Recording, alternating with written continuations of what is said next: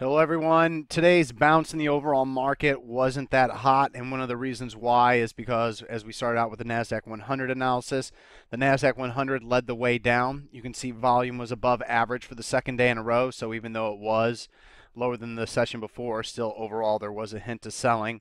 Remember, Netflix, or let's start with Facebook since it's part of the FANG, needs to retake its 50-day moving average before rolling over. Amazon, same similar situation. Netflix, Google, also the same situation. But all of those stocks are part of the FANG that are part of the NASDAQ 100. And if these stocks do not get back above the 50-day moving average within the next week or two and they start to roll over, that could bode very well or very badly for this market, as the NASDAQ has a lot of room on the downside that it can put in before it actually finds any kind of support. You can see that the internal oscillators are all negative. Stochastics, RSI, and MACD and TSV are all ranging down for the NASDAQ 100. Same similar situation for the NASDAQ. There is no real positive divergence and or a current hook up. So these indexes are under some heavy pressure now, that the few stocks that were holding it up might now come under distribution along with the rest of the market. It'll be interesting to see. The one thing, though, that makes me think it is, I mean, look at the one heavy volume like here in Google, it reversed off the highs. After here, this heavy volume, it sold off a more heavy volume. And each time we rallied, we did it on no volume. And past, since November, you can see that these red bars are starting to get a lot more prolific compared to the green bars. So it's just not looking like it's healthy. It looks like this steady distribution is now starting to hit these stocks and has been hitting these stocks since August, despite their lower volume rallies. So we'll see if they end up turning out like FIT. But FIT is just another example of a hot stock that is just getting taken to the woodshed. So this market doesn't look healthy. And if you look at the New York Stock Exchange S&P 500, nice bounce overall, but nothing, amazing. And the Russell 2000, as you can see, another poor session. It didn't lead the way high or anything. The Dow Jones Transportation Average also weak, and then the biotech sector, more importantly, was very weak today. Another above average volume sell-off. Totally looks like it's about ready to roll over. 50-day moving average death cross 200. Price can't even get back above the 200.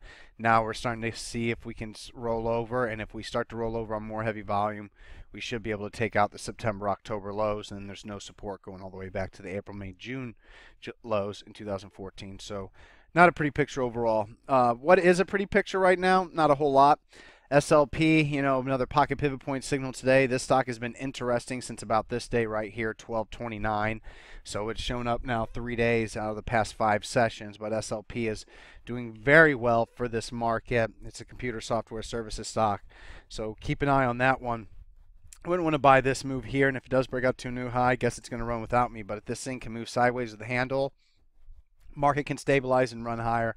This would be one of interest. And then also ARIS, one of the few nice technical patterns out here. This is in both my green bot for 20-day scan and max green bot for 5-day scan.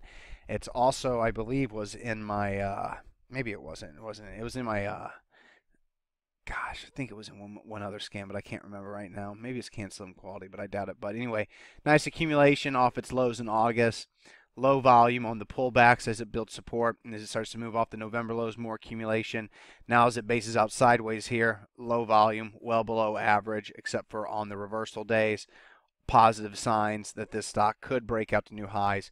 It's a little thin for me, so I'm not going to set buy stops, but it is one of the better ones out there that, if if it wasn't so thin, a buy stop would go over here. But, besides those two, there isn't a whole lot else. We do have some sells. FPRX is a full failure by it closing below this low a day here, the last pocket pivot point signal. If I use 38.67, I guess is the final cut loss. That's technically, you can go ahead and use this all the way back here to down here if you're crazy, but I would never do that. So the final support before the pocket pivot point signal is it. And it closed below 38.67 means it's completely gone. So FPRX is a full sell, even though there is lower volume on the pullback to the 50-day moving average.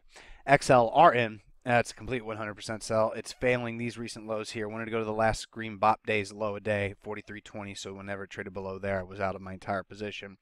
Sold off on huge volume, lost its green bop. So XLRN looks like garbage now, but it's a full sell. And on the speculative side, EXTR finally failed On an end of day basis, full sell. I've already been way out of it. I think it was these lows back here was my final cut loss, so I was able to leave with like a tiny gain, but basically flat.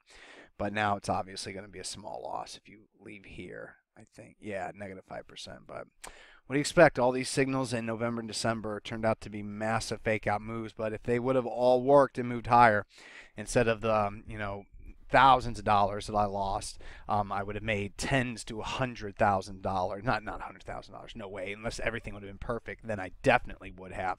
But would have made tens of thousands of dollars if everything worked. So it's just the nature. End of day trend following doesn't work. Day trading continues to be where it's at. No real amazing plays today. So there's really nothing to really go over on that end. But OA is an actual end of day long signal. It's producing a pocket pivot point signal after already having a series of pocket pivot point signals that have all worked. Now you get a surge in BOP along with the surge in volume. So now that BOP is green again, the last time it went green, it was good, but it has a rough time, especially in August. The flash crash, it was a part of it, but OA is number one on a relative strength and earnings per share basis in the aerospace and defense industry group. However, it's not a technical CanSlim quality stock because the EPS rating, I believe, is 67. So it's got to be over 70 for me to count as CanSlim. And also, OA at one point was a perfect speculator, pre-perfect speculator scan quality name. It isn't so much anymore, and that's probably because it's now these December lows here is what allowed it to be part of a perfect speculator name. Now that it's comparing it to back here, I don't think we have the percent return, which is like 75% is what I need to make the scan. So that's why before it had that, as you can see here, 91%, so it almost made the top quality perfect speculator scan. So not only is it almost a CanSlim quality, but it's number one in its aerospace and defense group. Was a pre-perfect speculator scan quality name and almost a perfect speculator scan name, as it's well over $50. And it was in my new 52-week highs on above average volume scan, 0.5%, and confirmed in my price volume BOP scan, 0.5%. So OA is going to be a 1% new long position. If it would have also been CanSlim, it would have been 2%, and if it would have been perfect speculator, even in this tape, it would have been a 3% because aerospace and defense stocks do well in poor market environments. So even if we're going to be volatile here, this stock should work.